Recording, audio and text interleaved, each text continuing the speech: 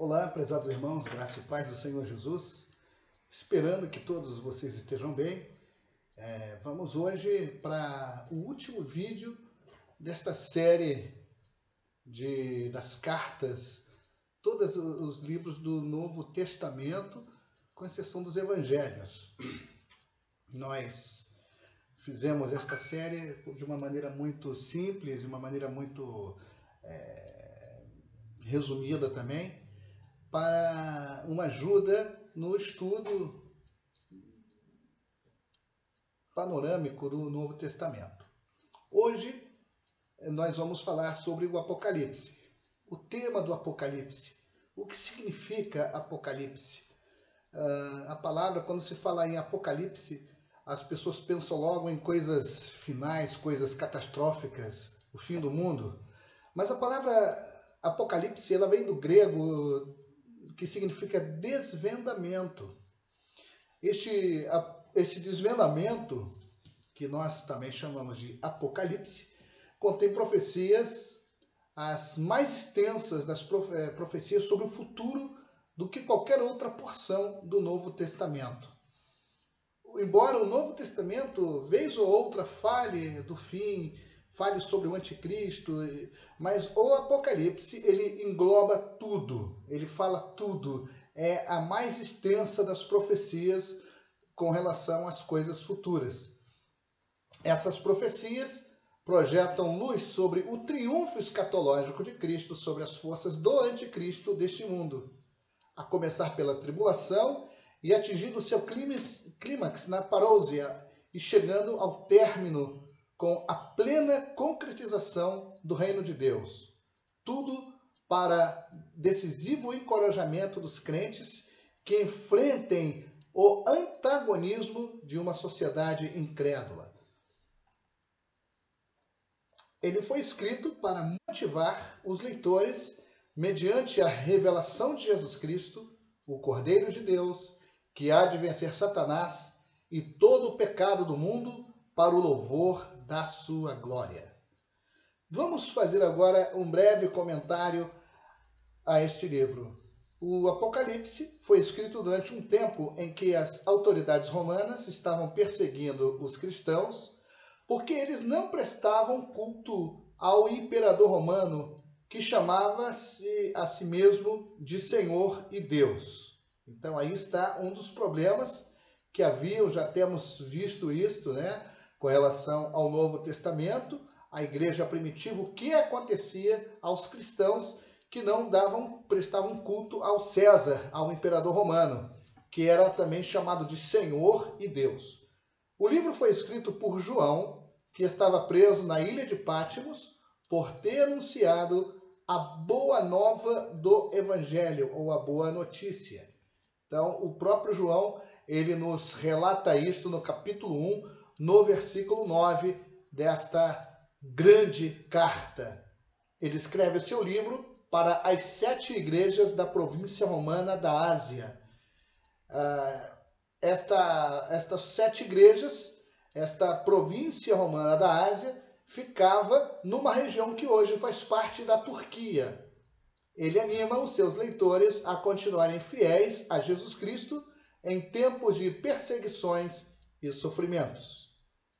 Depois das cartas às 7 igrejas, que vai do capítulo 2, está compreendidas entre o capítulo 2 e o 3, João descreve uma série de visões que teve. Elas mostram que as forças do mal não vencerão, que a vitória pertence a Deus e a Jesus Cristo, e que aqueles que continuarem fiéis na sua fé receberão o prêmio da vida eterna no novo céu que Deus vai preparar. E nós encontramos umas palavras belas, Ser fiel até a morte e dar-te-ei a coroa da vida. João usa figuras estranhas, símbolos e números que os seus leitores entendiam, mas não seriam entendidos pelas autoridades romanas. Vale aqui destacar, inclusive numa exegese, numa interpretação do Apocalipse, Eu conheço pessoas, e creio que muitos de vocês também conheçam, pessoas que querem fazer uma interpretação literal do que está contido no livro de Apocalipse. E não é bem assim. São usados números, são usados símbolos, figuras estranhas, isto para que os leitores cristãos na época entendessem, mas que não seria entendidas pelas autoridades romanas.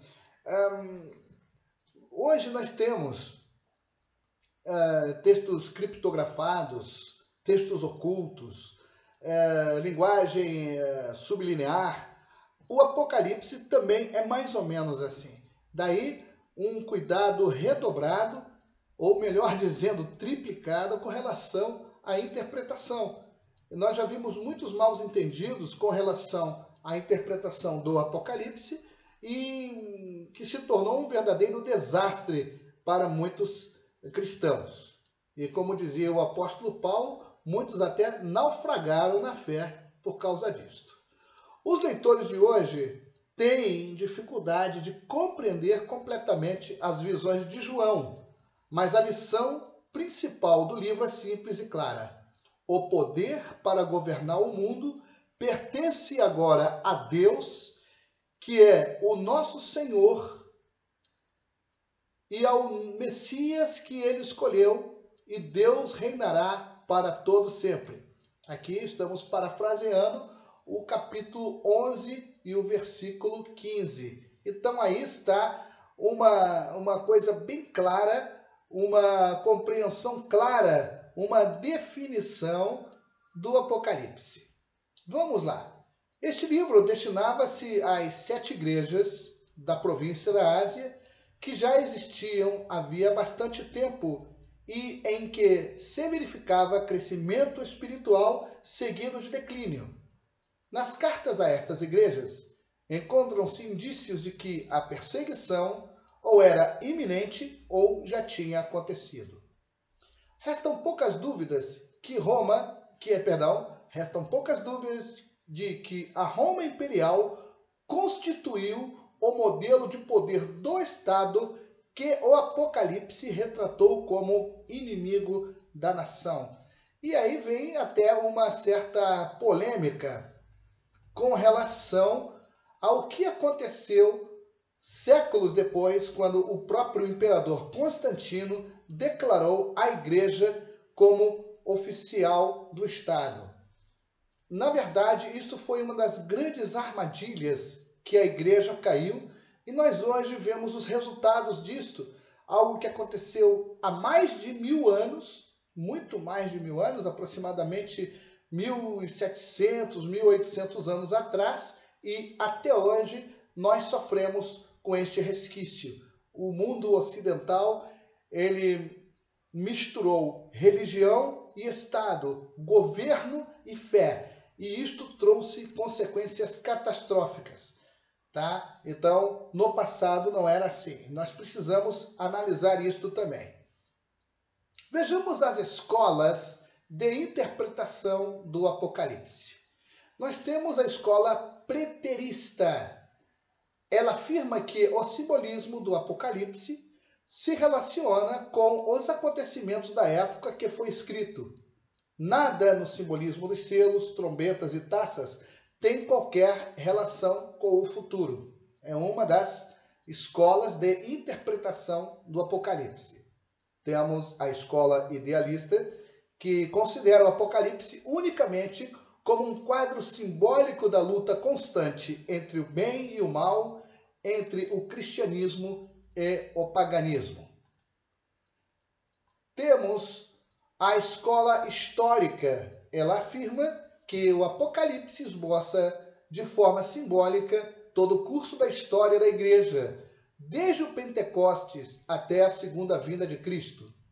Os símbolos descrevem em sequência os grandes acontecimentos que tiveram lugar na história, isto é, os selos são a dissolução do Império Romano, a erupção de gafanhotos do abismo, um quadro das invasões maometanas.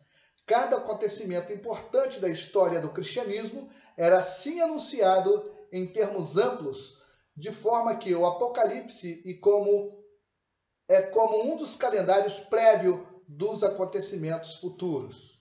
Nós temos agora a escola futurista. A escola futurista afirma que os primeiros 3 capítulos se aplicam ao tempo em que o livro foi escrito, ou então que as 7 igrejas da Ásia representam 7 épocas na história da igreja.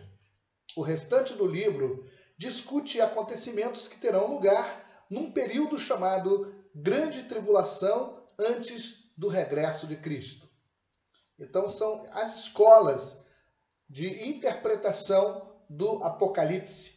E a partir daí nós começamos a ver várias linhas de pensamento na teologia que vão, inclusive, influenciar ministérios, denominações, pastores, teólogos, pensadores cristãos, escritores e aos crentes em geral.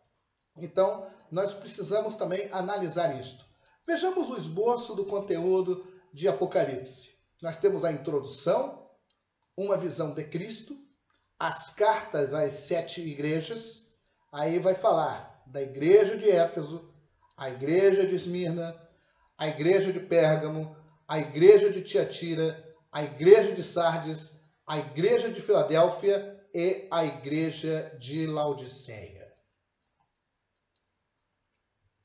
Deus no seu trono, a primeira visão é a visão do rolo selado com os 7 selos. Esta sessão vai do capítulo 4, capítulo 4:1 até o capítulo 8, versículo 5. Aí nós vamos ver algumas coisas, como a visão, Deus no seu trono. Nesta sessão vocês vão ver, obviamente, Deus no seu trono no céu, o livro e o cordeiro, os 7 selos que são quebrados, a visão das 7 trombetas, a visão da mulher e do dragão, a visão dos 2 monstros.